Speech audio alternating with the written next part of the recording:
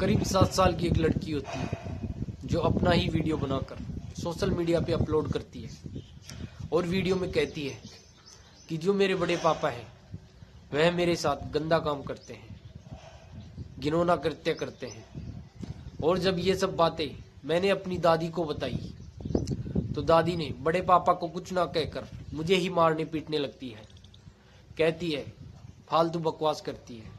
जब दादी नहीं सुनती तो मैंने ये सब बातें अपनी बुआ को बताई। बुआ भी ये सब बातें सुनकर मुझे ही डांटती पीटती है, कहती है कि फालतू बकवास मत किया कर।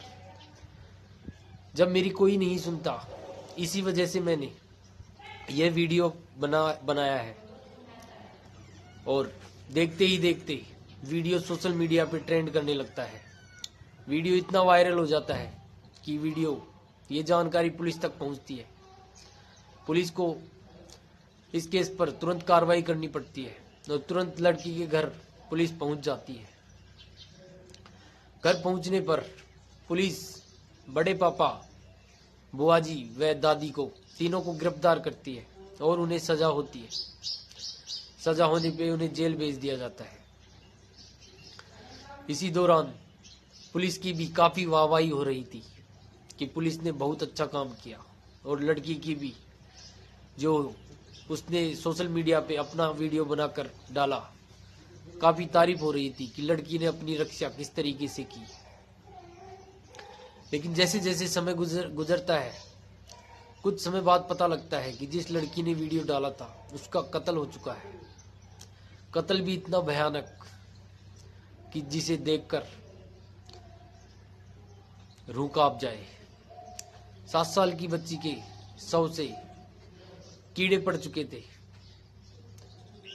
जब उन्हें देखा गया तो सभी लोग काफी हैरान, काफी परेशान, क्योंकि पुलिस ने जब इस घटनाक्रम का खुलासा किया तो लोगों को यकीन नहीं हो रहा था कि इस घटना के पीछे की असली वजह यह भी हो सकती है।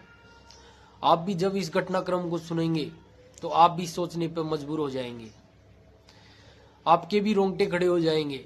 राम राम सभी भाइयों को, मैं हूं रजनीश, और आज जो मैं आपके सामने सच्ची घटना लेकर आया हूं, यह उत्तर प्रदेश की राजधानी लखनऊ का एक इलाका लगता है, कोतवाली केसर बाग। कोतवाली केसर बाग का ही एक इलाका लगता है खंदारी बाजार। यहां से एक अपार्टमेंट लगता है और अपार्टमेंट से एक फोन पहुंचता है पुलिस कंट्रोल रूम। 14-15 जुलाई की रात लगभग 3:10 पे पुलिस के पास कॉल पहुंचता है और बताया जाता है कि यहां पर एक 7 साल की बच्ची का मर्डर कर दिया गया है। जैसे ही पुलिस को ये सूचना मिलती है, पुलिस तुरंत अपनी टीम के साथ उस लोकेशन पे, उस अपार्टमेंट में पहुंचती है और पहुंचने पर कहती है कि किसका मर्डर हुआ, कौन है, कहाँ है। ये पूछने पे बताया जाता है बच्ची की लाश दिखाई जाती है। जैसे ही बच्ची की लाश दिखाई जाती है, पुलिस की भी रूह कांप जाती है, रोंगटे खड़े हो जाते हैं। सभी लोग हैरान जो भी वहां थे, क्योंकि बच्ची की लाश में कीड़े पड़ चुके थे। कई 7 साल की बच्ची जिसकी लाश को देखकर सब कोई हैरान, खासकर पुलिस वाले। पुलिस वाले पूछते हैं कि इस बच्ची को हुआ क्या है, किसने मारा है इसे। तब एक महिला रोते हुए जवाब देती है कि इसके पिता इसे पसंद नहीं करते, वो इसे अपना दुश्मन समझते हैं। जब भी वो आते हैं इसे मारते हैं, पीटते हैं। शायद वो ही आकर इसका कत्ल करके चले गए हैं। कहती है कि मैं इसकी माँ हूँ, और उसका रो रो कर बुरा हाल, और वो रोती हुई कहती रहती है कि मुझे मेरी बच्ची के लिए न्याय चाहिए, चाहे कुछ भी हो जाए, मुझे मेरी बेटी के लिए न्याय चाहिए। वो यही रट लगाए रहती है। पुलिस वाले कहते हैं कि आप चिंता ना करो, आपकी बच्ची को न्याय मिलेगा। अभी फिलहाल आपकी बच्ची के शव को हम पोस्टमार्टम के लिए भेजते हैं, और फिर जब तक इसकी रिपोर्ट आती है आप हमारे साथ थाने चलिए। कुछ औपचारिकताएं हैं, कुछ फॉर्मेलिटीज हैं जिन्हें पूरा करना है। वहीं पर मौके पर एक लड़का होता है जिसका नाम उदित जायसवाल होता है, वो भी वहीं होता है। उसे भी पुलिस अपने साथ चलने के लिए कहती है, वह भी पुलिस के साथ चलने के लिए तैयार हो जाता है। पुलिस उदित व लड़की की माँ, जिसका नाम रोशनी होता है, दोनों को अपने साथ लेकर थाने आ जाती है और उनसे पूछताछ शुरू करती है कि क्या हुआ, कैसे, लड़की को किसने मारा। तब महिला कहती है कि मेरी बेटी रात को जल्दी सो गई थी और जब मेरी आंखें 3 बजे के आसपास मेरी आंखें खुली तो मैंने देखा कि मेरी बच्ची मर चुकी थी, उसकी सांसें नहीं चल रही थी। लड़की का पोस्टमार्टम होता है और पोस्टमार्टम रिपोर्ट आती है। रिपोर्ट में डॉक्टर जो बताते हैं उसे सुनकर बड़ी हैरानी होती है, आश्चर्य होता है, यकीन नहीं होता। डॉक्टरों का कहना था कि लड़की की मौत 36 से 48 घंटे पहले हुई है और लड़की के शव में भारी मात्रा में कीड़े पड़ चुके थे। अब पुलिस के दिमाग में यही सवाल घूम रहा था कि लड़की की मौत की सूचना इतनी लेट क्यों दी गई। पुलिस लड़की की मां से पूछती है कि आपने ये जानकारी इतनी लेट क्यों दी। लड़की की मां वही कहती है, झूठ बोलती है कि नहीं सर, मैं झूठ नहीं कह रही, मेरी बेटी अच्छी खासी रात को सोई थी और जब मेरी 3 बजे आंखें खुली तो मैंने देखा कि मेरी बेटी की सांसें नहीं चल रही है, वह मर चुकी थी और मैंने उसी वक्त आपको सूचना दी। पुलिस को यकीन हो गया था कि इसमें कुछ झोल जरूर है। अब पुलिस जो लड़की की मां रोशनी होती है, उसके सोहर जिसका नाम शाहरुख होता है, उसे गिरफ्तार करती है और उससे पूछताछ करती है। शाहरुख जो बताता है उसे सुनकर और भी चौंक जाएंगे आप। शाहरुख कहता है कि सर, मैं इसके साथ मई 2025 से इसके साथ नहीं रह रहा, मैं भागा भागा फिर रहा हूं क्योंकि मुझे मालूम है ये मुझे किसी ना किसी तरीके से फंसा देगी और मुझे फंसाने की खातिर ही इसने ये सब सवांग रचा है। तो क्यों ना आप इसी से पूछ लें कि ये सब क्या हुआ है, इसी को सब जानकारी होगी, मुझे कोई जानकारी नहीं है। अब पुलिस रोशनी से पूछताछ करती है और पूछती है कि बताओ। पुलिस को यकीन था कि ये सब जो कुछ हुआ है इसमें रोशनी का ही हाथ है, क्योंकि जो बच्ची की मौत हुई है जो 36 से 48 घंटे पहले हुई थी और रोशनी की मां कह रही है कि मेरी बच्ची रात को अच्छी खासी सोई थी। इससे पुलिस को पहले से यकीन था कि रोशनी झूठ बोल रही है। अब पुलिस उससे सख्ती से पूछताछ करती है। तो पहले तो रोशनी इधर उधर की बातें करती है। जब वो इधर उधर की बातें घुमाती रहती है तो वहीं उसके साथ में जो एक लड़का मौजूद था, उदित जायसवाल, जो कि उदितगंज का रहने वाला था, उसे भी पुलिस उसके साथ ले आई थी। अब पुलिस उससे पूछताछ करती है तो उदित जायसवाल पुलिस के सवालों के सामने ज्यादा देर टिक नहीं पाता और वह घबरा जाता है और वह कबूल करता है कि जो कुछ किया है उसमें उन्हीं का हाथ है। तब पुलिस उन पे सख्ती दिखाती है। फिर वो जो बताता है वाकई ही चौंकाने वाला था।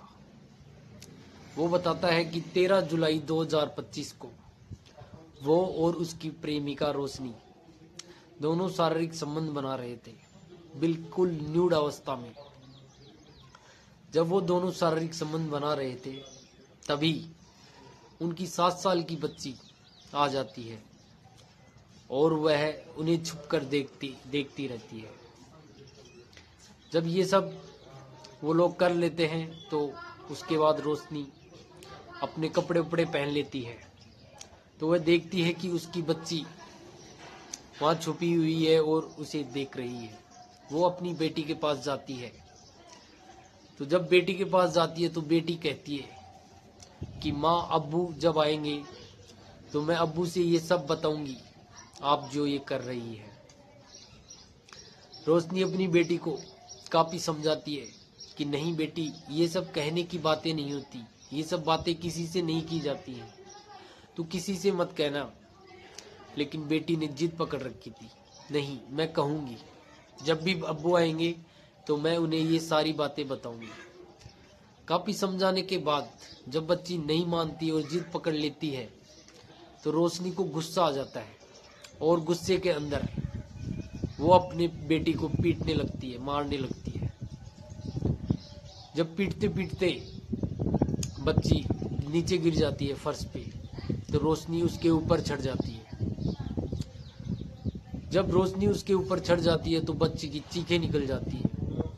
जब बच्ची की चीखें निकलती हैं तो वहीं पास में खड़ा उदित तुरंत बच्ची के मुंह को दबा लेता है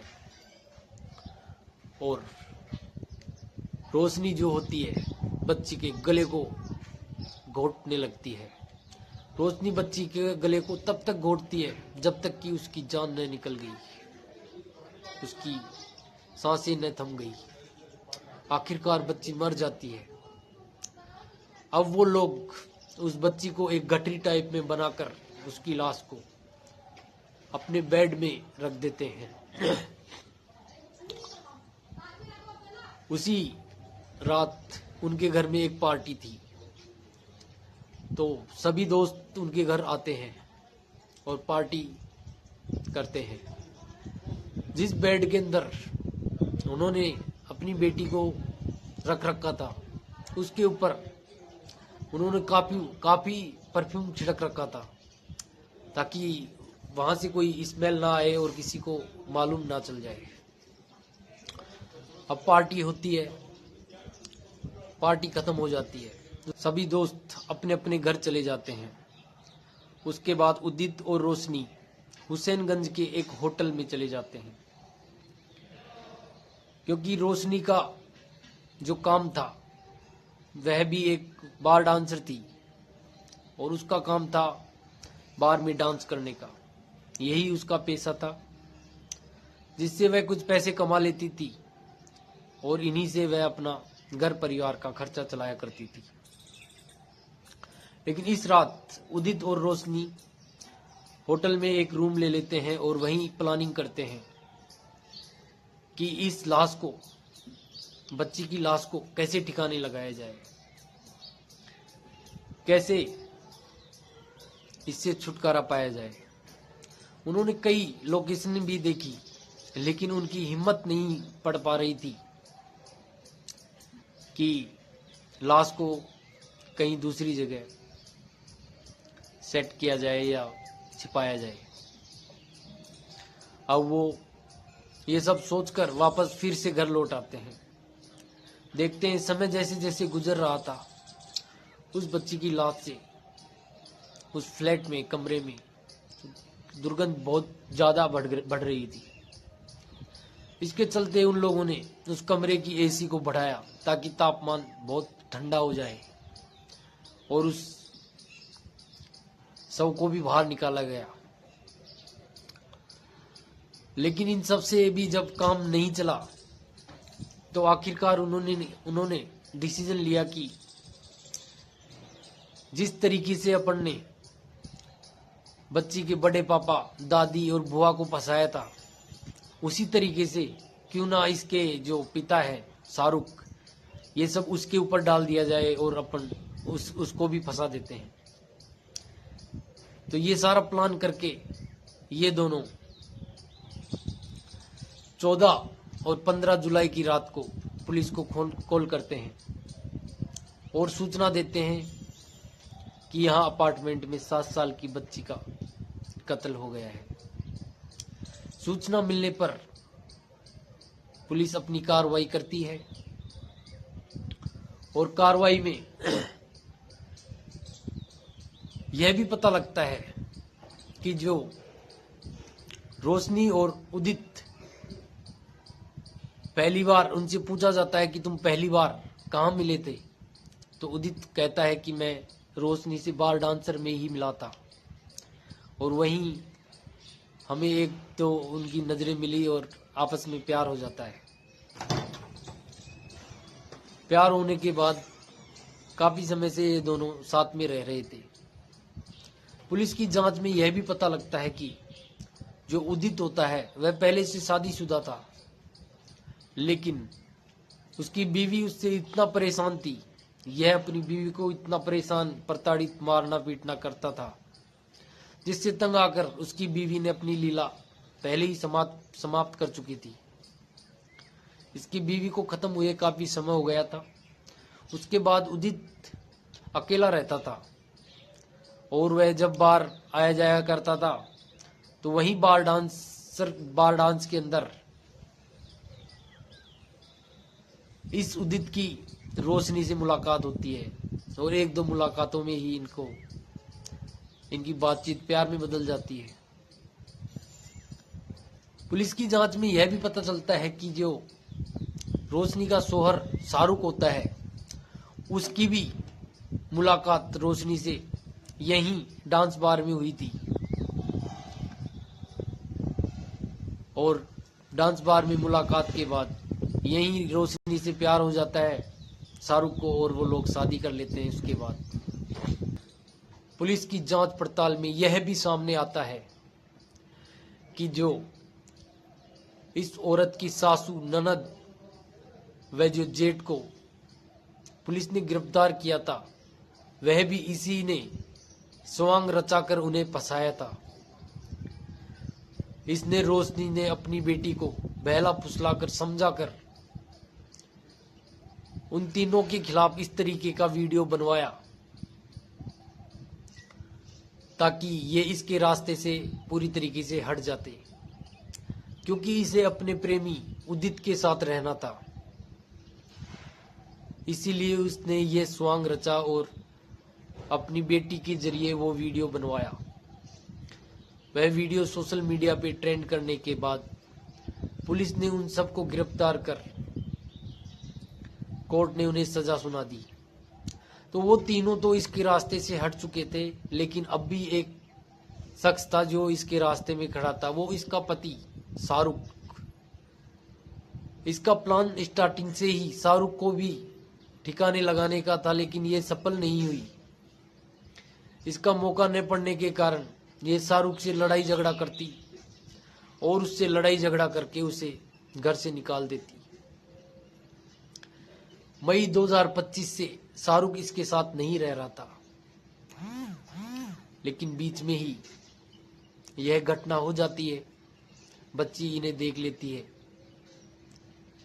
और बच्ची को समझाने के बाद भी बच्ची अगर हट पकड़ लेती है कि मैं अपने अब्बू को ये सब बताऊंगी, तो इन लोगों ने दोनों ने मिलकर बच्ची की हत्या कर देते हैं। 7 साल की बच्ची की ये लोग हत्या कर देते हैं। इन्हें बिल्कुल भी रहम दया नहीं आती है